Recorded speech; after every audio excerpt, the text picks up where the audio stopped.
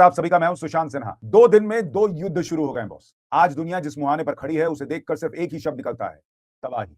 आज का दिन इतिहास की किताबों में खून से लिखा जाएगा। एक तरफ पाकिस्तान ने रमजान के पाक महीने में अफगानिस्तान पर हवाई हमले करके वो आग भड़काई जिसकी तपिश अब पूरे मिडिल ईस्ट को झुलसा रही, और दूसरी तरफ ईरान पर अमेरिकी एक्शन शुरू हो गया है।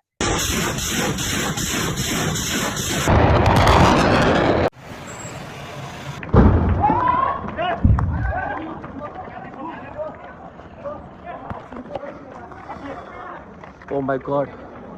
पाकिस्तान की 2 कौड़ी की हरकत ने अमेरिका और इजराइल को भी मौका दे दिया। जैसे ही पाकिस्तानी मिसाइलों ने डुरंड लाइन पार की, वैसे ही उधर अमेरिका और इजराइल ने मिलकर ईरान पर वो ऑपरेशन शुरू कर दिया जिसकी कल्पना भी किसी ने नहीं की थी। आज आपको इस वीडियो में बताऊंगा कि एक साथ शुरू हुए युद्ध के इस डबल धमाके से दुनिया में क्या कोहराम मचने वाला है, कैसे पाकिस्तान के गलत कदम ने पूरी दुनिया को तीसरे विश्व युद्ध की दहलीज पर लाकर खड़ा कर दिया। तेहरान धधक रहा है, काबुल पलटवार कर रहा है और इस्लामाबाद अपनी बर्बादी की इबारत खुद लिख रहा है। चलिए शुरू करते हैं ये खूनी दास्तान।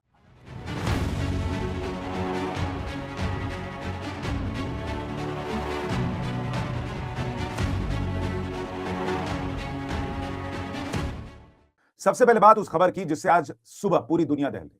अमेरिका और इजराइल ने मिलकर ईरान के खिलाफ operation shield of JUDA launch कर दिया है।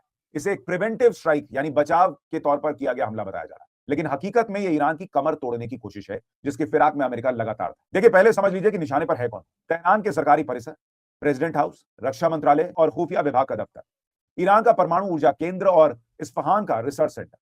खबर है कि ईरान के सुप्रीम लीडर अयतुल्ला अली खामनेई को किसी गुप्त और सुरक्षित जगह पर शिफ्ट कर दिया गया है, लेकिन वेस्टर्न मीडिया की माने तो खामनेई के ठिकाने पर भी हमला हुआ है। इजराइल के रक्षा मंत्री का साफ कहना है कि हमने खतरा जड़ से खत्म करने के लिए हमला किया। वहीं अमेरिका के राष्ट्रपति डोनाल्ड ट्रंप ने गरजते हुए कहा कि ईरान के पास परमाणु हथियार कभी हो ही नहीं सकते। It has always been the policy of the United States, in particular my administration, that this terrorist regime can never have a nuclear weapon.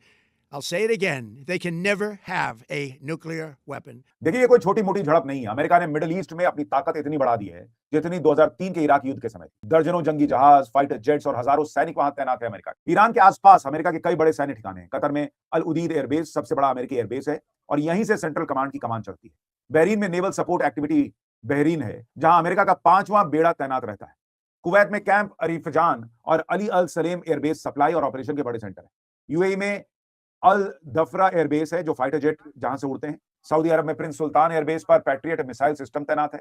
Iraq में एन अल असद एयरबेस और एरबिल एयरबेस पर भी अमेरिकी सैनिक और विमान मौजूद है। मतलब साफ है कि ईरान चारों तरफ से अमेरिकी सैन्य मौजूदगी से घिरा हुआ है और उस बीच उस पर यह हमला ईरान के लिए बड़ी चेतावनी है। ईरान ने भी कह दिया कि जब आप क्रशिंग होगा, मतलब हम कुचल कर रख देंगे। उधर कतर में अमेरिकी दूतावास ने अपने नागरिकों को छिपने के आदेश दे दिए, यानी ये जंग लंबा चलने वाला है, ये मानकर चलिए। लेकिन आज रमजान के मुकद्दस महीने में ईरान पर हमले की इबारत लिखने वालों में एक प्लेयर और भी है और वो है पाकिस्तान। लेकिन सवाल यह है कि अचानक ईरान पर यह हमला हुआ कैसे। इसकी चिंगारी सुलगी पाकिस्तान से। पाकिस्तान जो खुद कंगाली के दौर से गुजर रहा है, उसने रमजान के महीने में अफगानिस्तान की संप्रभुता को चुनौती दे दी। पाकिस्तान ने 22 फरवरी को अफगानिस्तान के 7 ठिकानों पर बमबारी की। दावा किया गया कि 80 से ज्यादा टीटीपी के लड़ाके मारे गए, लेकिन सच यह था कि इसमें आम नागरिक, महिलाएं और बच्चे मारे, जिसकी निंदा खुद भारत ने की। पाकिस्तान के रक्षा मंत्री ख्वाजा आसिफ ने तो ओपन वॉर का ऐलान कर दिया। उन्होंने कहा कि अफगानिस्तान का होगा दमादम मस्त कलंदर।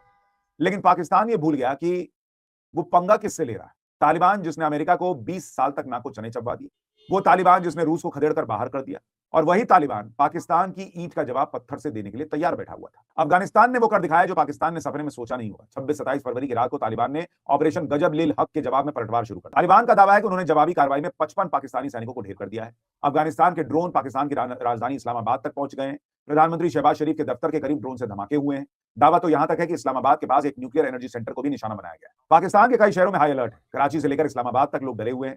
पाकिस्तान ने डर के मारे पूरे देश में निजी ड्रोन उड़ाने पर रोक लगा दी। तालिबान के गृहमंत्री सिराजुद्दीन हक्कानी ने भी साफ अल्टीमेटम दे दिया कि अगर अब कदम उठाया तो पाकिस्तान का नामो निशान मिटाकर रख देंगे। मतलब तालिबान छोड़ने के मूड में नहीं भाई, वो कह रहे तुम्हारा नामो निशान मिटा देंगे। दुनिया पूछ रही है कि एक छोटी सी फौज पाकिस्तान की, जो दुनिया में 7वीं सबसे बड़ी सेना मानी जाती है, उसे टक्कर कैसे दे रही। देखिए, इसकी 2 वजह। एक तो पाकिस्तान के सैनिक जो हैं उनकी संख्या ज्यादा हो सकती है लेकिन उनमें कलेजा नहीं, हुनर नहीं है। और दूसरा तालिबान का गुरिल्ला युद्ध। तालिबान को इस जंग का 40 साल का अनुभव है। पहाड़ों, गुफाओं और जंगलों को पाकिस्तान की सेना से बेहतर जानते हैं। वे अचानक हमला करते हैं और गायब हो जाते हैं। पाकिस्तान के पास टैंक और जेट तो हो सकते हैं, लेकिन तालिबान के पास आईईडी, रॉकेट और सुसाइडर बॉम्बर मौजूद है।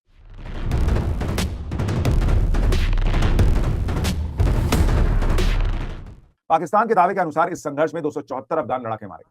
इसके साथ ही उसने दावा किया है कि 115 टैंक और 74 चौकियां तबाह कर दी गई। पाकिस्तान कह रहा है कि दोनों पक्षों को मिलाकर 300 से अधिक लोगों की मौत हुई। वहीं तालिबान के दावे अलग तस्वीर पेश कर रहे हैं। तालिबान के मुताबिक 55 पाकिस्तानी सैनिक मारे गए हैं, 2 मुख्यालयों पर कब्जा कर लिया गया है। तालिबान तो यह भी दावा कर रहा है कि 500 से ज्यादा अधिक लोग घायल हुए। आज एक पाकिस्तानी जेट भी अफगानिस्तान ने गिरा दिया और कहा जा रहा है कि उसका पायलट जिंदा पकड़ लिया।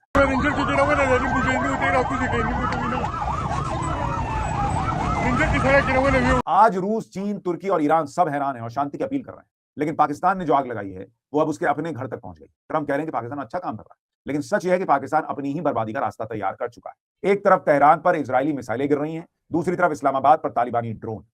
क्या हम एक बड़े क्षेत्रीय युद्ध की तरफ बढ़ रहे हैं? ये सवाल हर तरफ तैर रहा है। क्या पाकिस्तान का हश्र भी सोवियत रूस और अमेरिका जैसा होगा जो अफगानिस्तान में आकर थक गए थे और उन्हें बाद में कदम वापस खींचने पड़े? क्या इसी बीच भारत ऑपरेशन सिंदूर पार्ट 2 लॉन्च कर सकता है?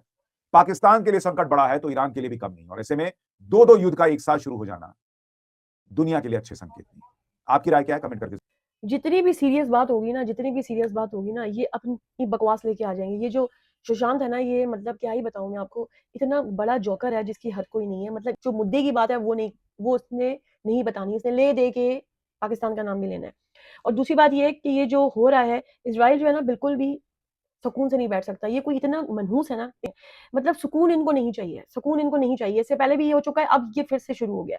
और ईरान ने तो साफ जो है बोल दिया था और पहले भी उन्होंने जो है जवाब दिया, और अब भी ज़ाहिर सी बात है वो जो है चुप नहीं रहेंगे, क्योंकि उनमें जोश वलवला हद से ज़्यादा है।